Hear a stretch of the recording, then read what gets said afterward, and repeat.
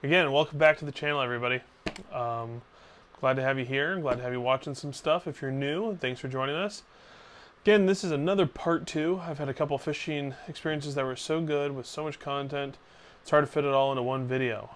So in this one, we're still at Cleawox Lake. The big difference is I've changed up the program. As you saw in the first few clips, I was fishing straight line chironomids, straight line buzzers. Only caught a few fish on that, and I noticed I was catching them mostly on the top fly, top dropper. That being said, you gotta adapt, and so when I realized that they were higher up in the water column, which felt very odd with all the people boating around them and catching fish and things like that, but there they were. So I went to a fab and a blob and kept 2 chironomids on there. The winner of the day, muskins. I showed a picture of it in the last video. Here's a picture of it now. That fly was awesome, and also a blob, which you've seen me post 1,000 times. Got a ton of fish. I got to see a ton of people that I knew from my club and other clubs. Got to give away some flies to people that I was fishing with. And even got an osprey to come down and grab a fish really, really close to me, and got that on film as well. So stay tuned to the end so you can get a cool shot of that. Again, if you guys have any questions, leave them down below. Any comments, questions, thoughts, feelings, leave them there. Or you can find me at OregonFlyTying.com or on any of my socials, Garrett Lesko. I'm happy to answer anything you have there. If you do want to see more stuff, subscribe and like the video. It helps push it to you and to others who want to see it. And if you want to see more of my writings and things like that, you can go to OregonFlyTying.com and check out my blog post there. And I post things about general fly tying, predator flies, stillwater, smallmouth, saltwater here in Oregon, and everything in between. So see you there, or see you in the next video. Thanks.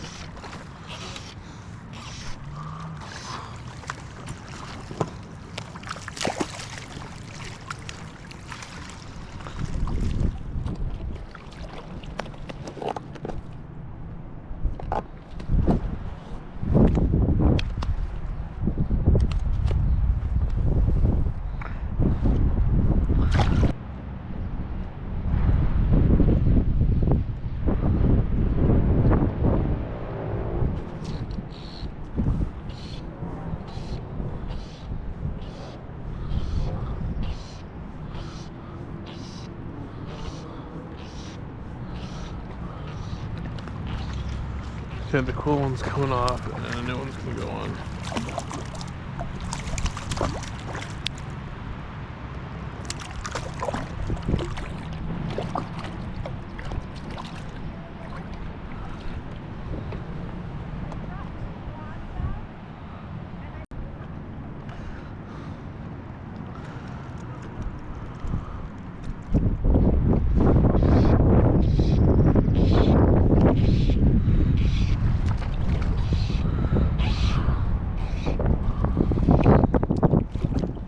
The new fly, perfect.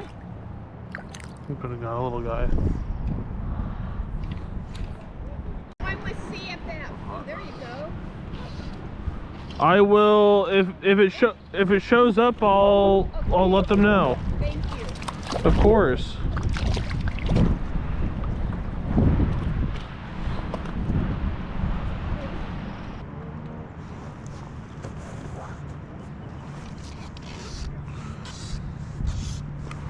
As soon as this thing sits down.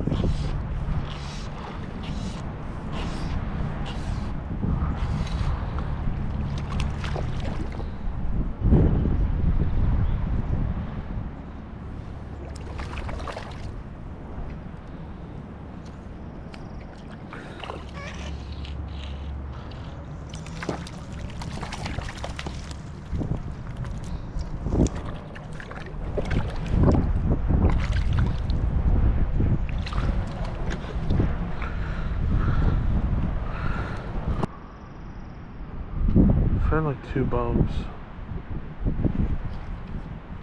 There he is. So a little tiny fish on the blob. He's gonna pop off. There.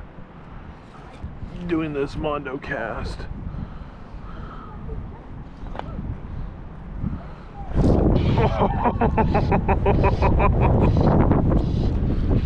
Because I saw a fish and I want to cover it, so he ate the blob.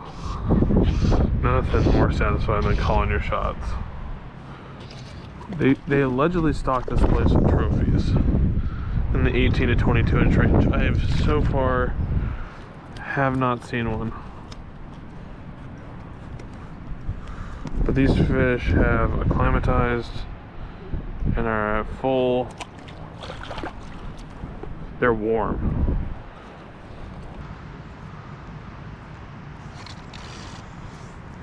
So ate the Dialbach. Some of these fish have a lot of vigor in them, like this one.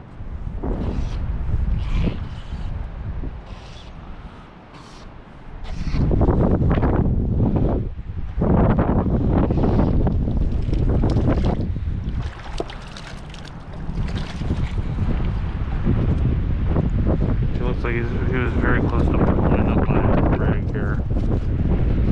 Which wouldn't be the end of the world.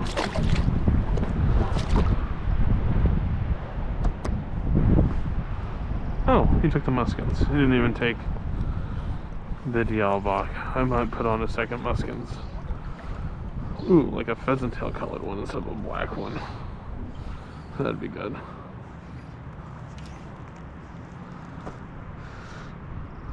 So I think it's slow and kind of methodical. And the fish really tend to eat it up. But the cool thing is, if you're ever bored, just like if you're indicator fishing, you can pop the line every once in a while. And what that does is it brings all your gear up the water column. You know, usually like a foot or 2 at the most.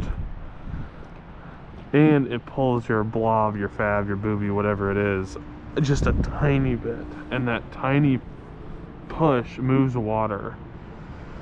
And if there's any fish in the vicinity,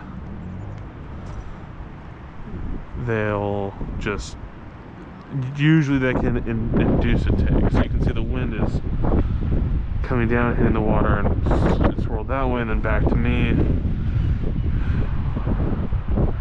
It's really hard to get consistent wind direction. So a drogue out here would be really challenging, because your boat would go one way and then stop and then want to turn, and the drogue would get tangled underneath the boat. It's what they would say in the business, a nightmare.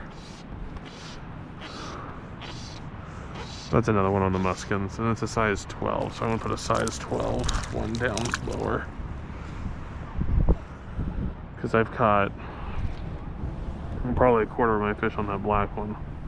And I think as the sun gets higher and the wind continues to be squirrely, I think depth isn't a problem. So now the wind's coming at me again. Like I said, depth is not a problem.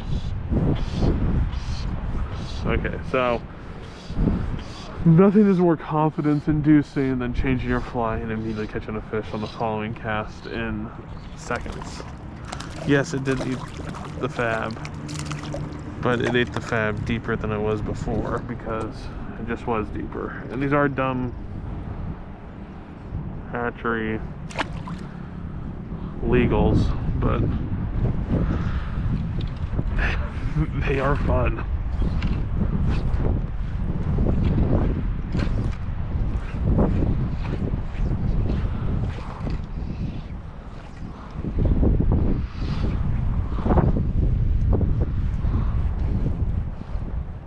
So straighten everything out and then just hang tight.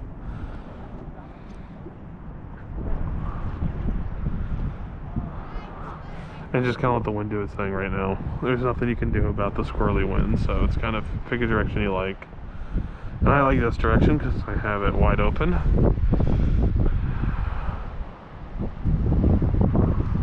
But god damn, that was another missed fish.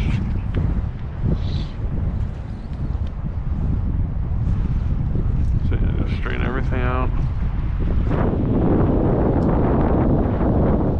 Just hang on. I must be wrong.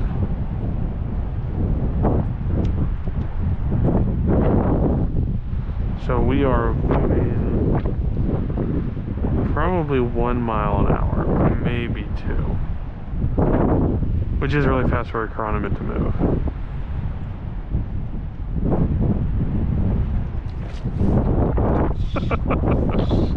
So what I did there is I lifted everything up, I moved a little bit faster. And then I stopped it, so then it started to drop, and I bet this fish saw it on the drop.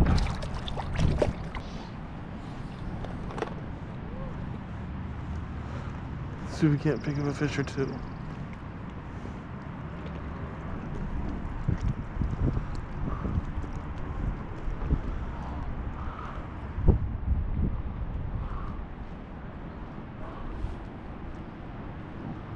She keeps missing fish.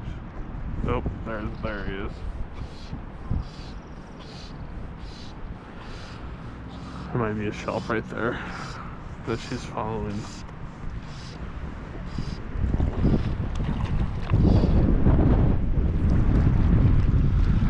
There's the blob. Go figure.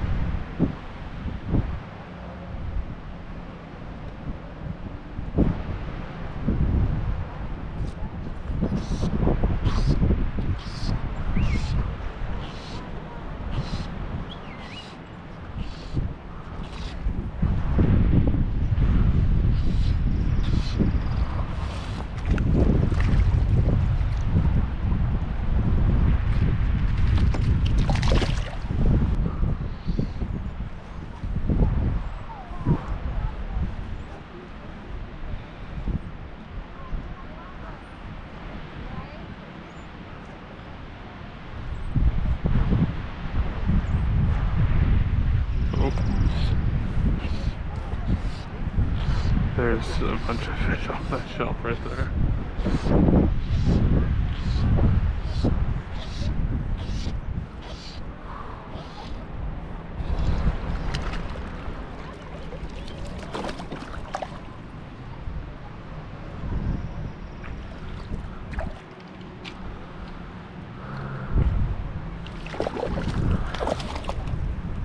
Let's work our way in after this fish. We can go grab some lunch and then fish for another couple hours and get the hell out of here. 2,000 years later. How is the wind blowing both directions at the same time?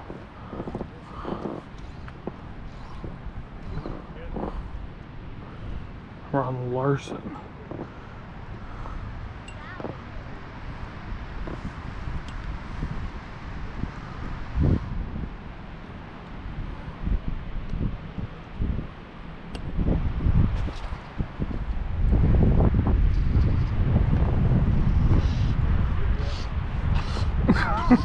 Show up. And it gives you confidence. They're out here.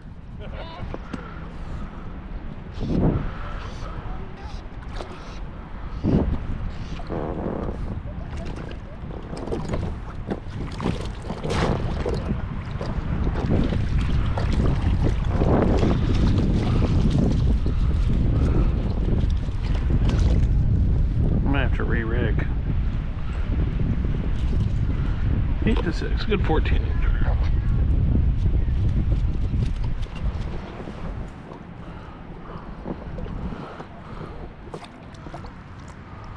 I just saw a fish rise out there. Oh wow, wow. Jesus Christ. And the top one's still a muskin, size 12 black muskins with red accent, red tinsel. Oh, that's a decent. That's the first really good one I've got so far. And off he goes, because why would I catch a decent one after I've caught 50 small ones? So you can't win them all. The wind is still insane out here. So that was a blob take. Again, I know that because the blob, they don't just grab it. So like that bigger fish was definitely on that two-tone chironomid, 100%. The blob take, they just, especially the little ones, they really have a hard time.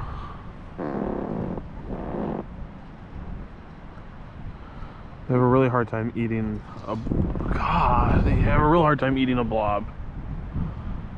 So I think a size 12 would have been a little bit better. I only have size 10s with me. I'm revamping my entire Stillwater attractor box to more attractors that I use, and then changing sizes of them respectively to be able to fish more effectively.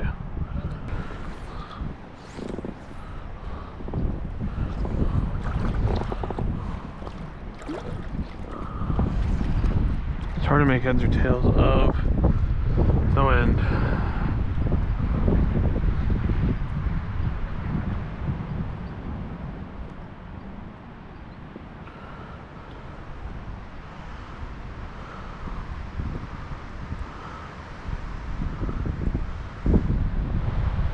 So the way I know I'm anchored is I'm looking at, like, I have no idea which direction the wind's going now.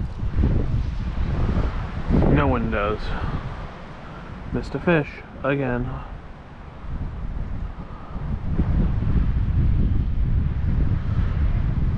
I honestly have no idea. Blobfish. He's been chewing on that thing for a couple minutes.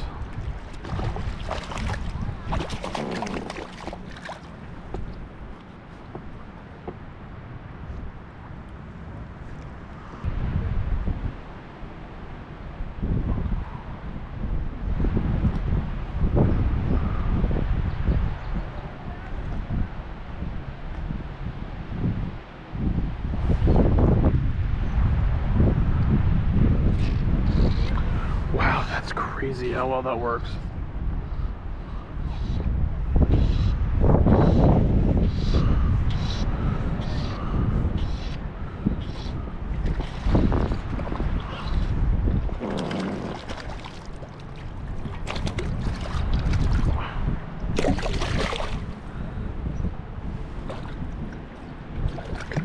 Ow, wow, that really hurt. We're in the meaty part.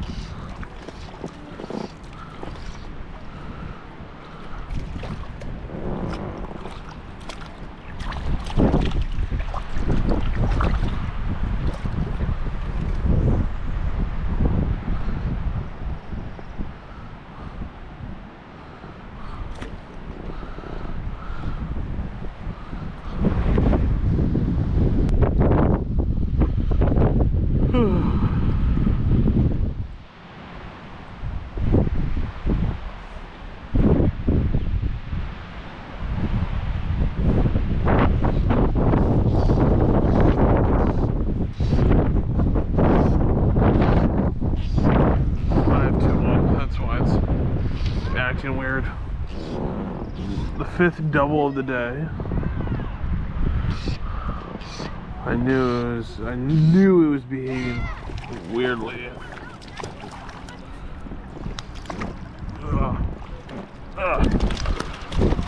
Hopefully the slack will get off.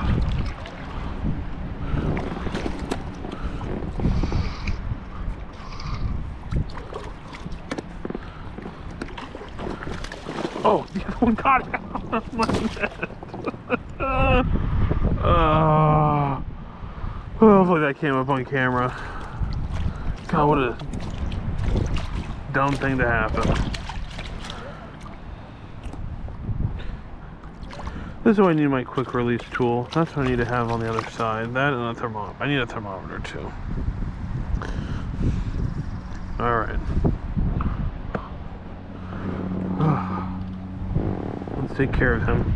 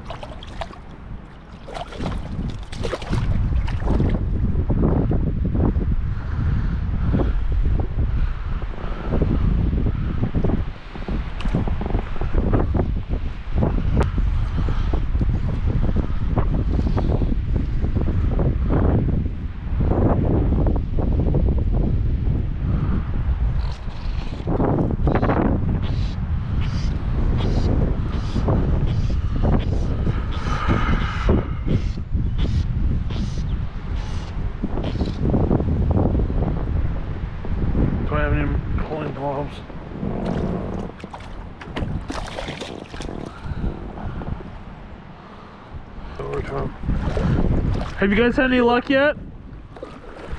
If you row over to me, I'll give you some flies. I probably am carrying 2,000 flies, so I think I can spare a few.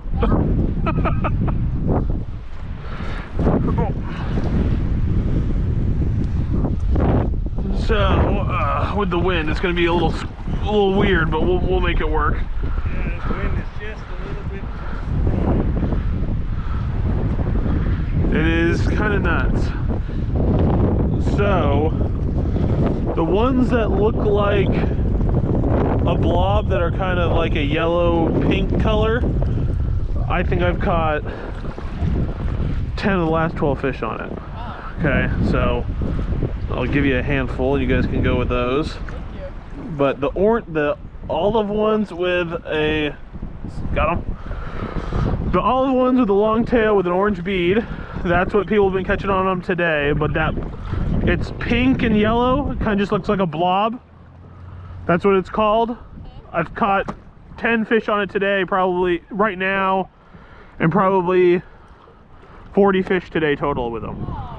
So they're really simple, they're really easy, but tie one on, it should sink. That's what you want it to do. So if it's not below the surface, let it get below the surface. A blob. So you have a long enough leader, you can probably make it a little bit longer and then just put that blob on and you should. I hooked one when I was just rowing over to you guys, so it, like there we go. See, there's another one.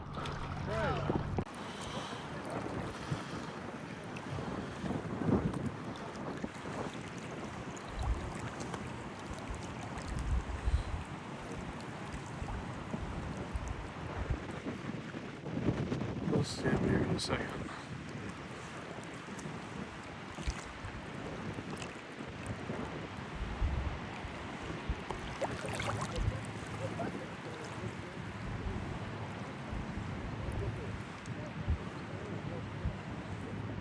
He's looking for it, he's looking for it, he's looking for it. There, they found it.